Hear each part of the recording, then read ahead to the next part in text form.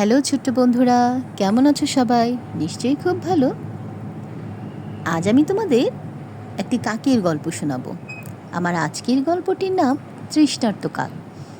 এক ছিল তৃষ্ণার্ত কাক। একবার গ্রীষ্মের প্রচণ্ড দাবদাহে কাকটি অতিষ্ঠ হয়ে গিয়েছিল। তার প্রচুর পিপাসা পেল। সে এদিক ওদিক ছুটছিল পানির জন্যে, কিন্তু কোথাও সে পানি খুঁজে পাচ্ছিল না।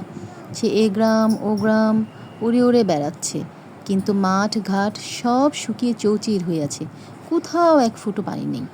এইভাবে সে পানি খুঁজতে খুঁজতে নানান জায়গায় গেল। সে নলকূপের উপর গিয়ে বসলো, কিন্তু কোথাও এক ফোঁটা পানি সে পেল না। তারপর উঠতে উঠতে উঠতে উঠতে সে ক্লান্ত হয়ে পড়ল। ক্লান্ত হয়ে সে এক গাছের ডালে বসে বিশ্রাম করছিল। এমন সময় সে হঠাৎ খেয়াল করলো তার ঠিক সামনেই একটি কলস। কলসের তলায় অল্প কিছু পানি। কিন্তু এখন সমস্যা হলো, এই পানিটি সে খাবে কিভাবে? তারপর সে কলসের উপর বসে ভাবতে লাগলো। হঠাৎ তার মাথায় একটা বুদ্ধি এলো। সে খেয়াল করলো কলস থেকে একটু দূরেই পড়ে আছে কিছু নুড়ি পাথর। তারপর সে বুদ্ধি করলো, এই নুড়িগুলো এক এক করে কলসের ভিতর ফেললেই পানি উপরে উঠে আসবে। তারপর সে খুব সহজেই তার তৃষ্ণা মেটাতে পারবে।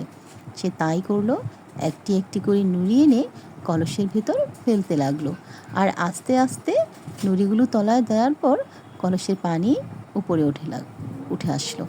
এইভাবে সে তার তৃষ্ণা মেটালো। তো বন্ধুরা, এই গল্প থেকে আমরা কী শিখতে পেলাম? ইচ্ছা থাকলে উপায় হয়।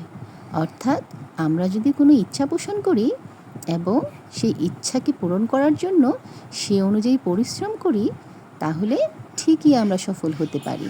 অর্থাৎ সফলতার চাবিকাঠি হচ্ছে ইচ্ছাশক্তি, আত্মবিশ্বাস আর কঠোর পরিশ্রম।